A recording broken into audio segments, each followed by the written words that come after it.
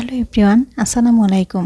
সবাইকে স্বাগত জানাচ্ছি ভুবনস মম চ্যানেলের নতুন একটি ভিডিওতে। আশা করি আজকের ভিডিওটি আপনাদের সবার ভালো লাগবে। এই ভিডিওটা ছিল গতকালকের ভিডিও।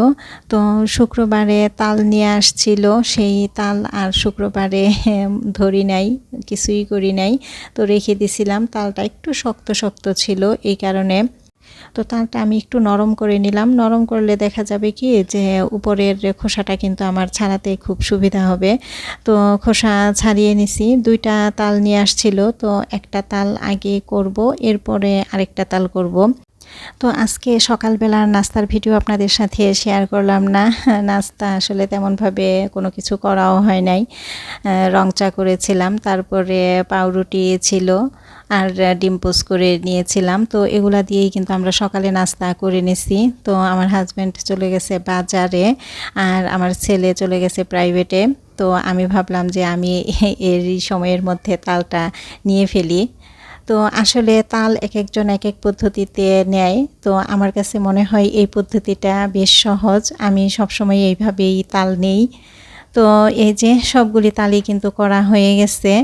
এই দুইটা বক্সে হচ্ছে পিওর যেই তালের কাঠটা বের হয়েছে সেটা, আর একটু পানি দিয়ে তারপরে ঘষে যেই কাঠটা বের করছি এটা হচ্ছে এই নিচের যেই বক্সটা, আইসক্রিমের বক্সটা, এই এক বক্স হয়েছে সেই তালটা। তো আজকে একটা বক্সের তাল দিয়ে পিঠা বানাই দিব সন্ধ্যায়, আর দুইটা বক্স ডিপ ফ্রিজে রেখে দিব। যখন আবার খেতে ইচ্ছে করবে তখন নামিয়ে তারপরে খাবো। আর এরই মধ্যে কিন্তু বাজার থেকে চলে আসছে। তো আজকে তো মাছ মাংসের বাজার করা হয়েছে, মাংস না সরি, শুধু মাছের বাজারই করা হয়েছে। তো গত সপ্তাহে কিন্তু মাছের বাজার করা হয় নাই, কারণ গত সপ্তাহে আমরা আমার ননাসের বাসায় চলে গিয়েছিলাম, এই কারণে কিন্তু বাজার করা হয় নাই। তো এখানে রুই মাছ কাটায় নিয়ে আসছে, পুঁটি মাছ কাটায় নিয়ে আসছে, তারপরে পাবদা মাছটাও কাটায় নিয়ে আসছে, আর ছোট মাছ পাঁচমিশালি কিছু মাছ আছে, এগুলো আমাকে কাটতে হবে আর কি। তো এইদিকে ডাল রান্নাটা করা হয়ে গেছে। আমি কিন্তু ডাল বসাই দিয়ে তারপরে তাল নিছি। আর এখানে আমি শাক আগেই ঘরে ছিল, এজন্য শাকটাও বসাই দিছি, কারণ আমি তো জানি যে আজকে মাছ নিয়ে আসবে। তো মাছ ধরলে দেখা যাবে অনেকটা সময় লাগবে, তো রান্নাটা এই জন্য একটু আগায় ফেলছি আর কি। তো ডাল হয়ে গেছে আর শাকটা তো বসাইছি, শাকটা সিদ্ধ হলে এরপরে বাগার দিব। আমি আসলে মাছ কাটাতে এত বেশি এক্সপার্ট না, এই কারণে আমার হাজব্যান্ড যখনই মাছ আনে দেখা যায় বাজার থেকে, বেশিরভাগ মাছই বাজার থেকে কাটাই নিয়ে আসে। আর দেখা যায় বাজারে কিন্তু সব মাছ লোকেরা কাটতেও চায় না, তো ওই মাছগুলি দেখা যায় আসলে আমাকে কাটতে হয়, আর আমার মাছ কাটতে অনেকটা সময় লাগে। তো মাছ কাটাকাটি ধোয়া সবই শেষ। তো এখন শুধু বক্স বক্স করে রেখে দিব। এখানে একটা বক্সের মধ্যে একেবারে ছোট ছোট কিছু মাছ রাখছি, এটাও আজকে ভুনা করে ফেলবো। আর এখানে রুই মাছটা ভেজে নিতেছি, রুই মাছ ভুনা করব শুধু পেঁয়াজ দিয়ে। মাছের পেটিটাও নিছি। আর এদিকে আমি কিন্তু সব মাছ বক্স করে গুছিয়ে ফ্রিজে রেখে আসছি। তো এখানে পেঁয়াজের সাথে মশলাটা দিয়ে ভালোভাবে কষাই নিছি। কষানো হয়ে গেলে এরপরে পানি দিয়ে দিলাম। তো পানিটা বলক চলে আসলে এরপরে এখানে কাঁচামরিচ দিয়ে দিলাম। এখন মাছ দিয়ে দিব।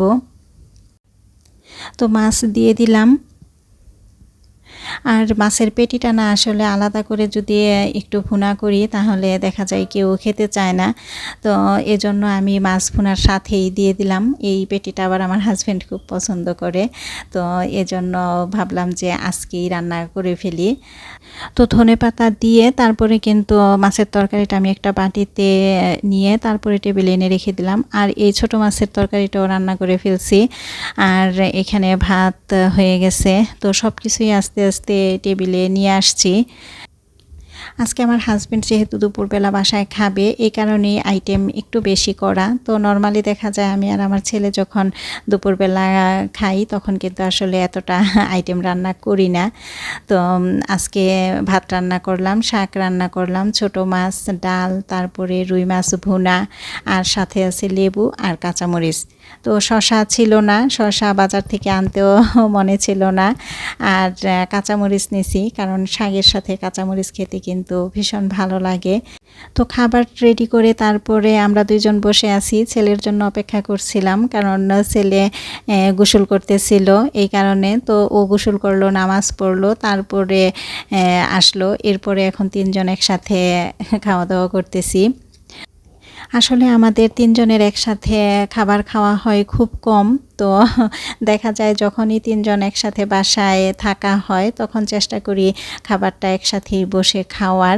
তো এখানে শাকটা কিন্তু ভীষণ মজা হয়েছিল, আর শাকের সাথে কাঁচামরিচটাও কিন্তু খুব বেশ ভালো লাগছে আমার কাছে। তো খাওয়া দাওয়া শেষ করে তারপরে আমি পিঠার জন্য সব কিছু রেডি করে রাখতেছি। সন্ধ্যায় যেহেতু পিঠা বানাবো এজন্য পিঠার গোলাটা আগেই রেডি করে রাখতেছি। তো এখানে আমি শুকনা চালের গুঁড়ি নিলাম, এই চালের গুঁড়িটা আমার ফ্রিজে ছিল। আর এখানে অল্প করে একটু ময়দা দিলাম, সাথে লবণ। তো ময়দা দিলে হয় কি, পিঠাটা কিন্তু একেবারে সফট নরম থাকে, এই কারণে একটু ময়দা দেয়া। আর এখানে আমি নারিকেল দিব না, নারিকেল দিলে তো ভালো লাগে, কিন্তু আমার ছেলে নারিকেল পছন্দ করে না, এই কারণে নারিকেল দিব না। আর এখানে আমি চিনি দেই নাই, কারণ এই পিঠাটা আজকে আমি চিনির শিরাতে দিব, এই কারণে আর এখানে চিনি দিলাম না। তো শিরা তৈরি করার জন্য এখানে চিনি, পানি নিলাম। তো চিনি আর পানির সাথে এখানে দারচিনি, তেজপাতা, তারপরে কয়েকটা লং, এরপরে একটা এলাচ, এগুলা দিয়ে দিলাম। তো এগুলা দিলে দেখা যাবে চিনির শিরাতে কিন্তু সুন্দর একটা ফ্লেভার আসবে। আর শিরাটা এখানে আমি পাতলা শিরাই করলাম, বেশি ঘন শিরা করি নাই। তো সব কিছু রেডি করে রেখে এরপরে কিন্তু আসরের নামাজের পরে এখন চলে আসছি আবার পিঠাটা বানানোর জন্য। তো শিরা কিন্তু একেবারেই ঠান্ডা হয়ে গেছে, আর পিঠাটা কিন্তু ঠান্ডা শিরার মধ্যেই দিতে হয়, গরম শিরাতে দেয়া যায় না। তো এখানে এখন আমি আস্তে আস্তে পিঠাগুলি বানিয়ে নিব। প্রিয় দর্শক, আপনারা যারা এতক্ষণ ধৈর্য ধরে আমার এই ভিডিওটি দেখতেছেন, আপনাদের সবার কাছে ছোট্ট একটি রিকোয়েস্ট থাকবে, প্লিজ আমার ভিডিওতে একটি লাইক দিয়ে দিবেন। আর আমার ভিডিওটি যদি ভালো লাগে তাহলে আমার চ্যানেলটি সাবস্ক্রাইব করে আমাকে নতুন নতুন ভিডিও বানাতে উৎসাহিত করবেন। আপনাদের একটি লাইক, একটি কমেন্ট আমাকে পরবর্তী ভিডিও বানাতে অনেক বেশি উৎসাহিত করে। পিঠা কিন্তু হয়ে গেছে। তো পিঠা হয়ে যাওয়ার পরে এই যে আমি উঠিয়ে কিন্তু সরাসরি শিরার মধ্যে দিয়ে দিছি।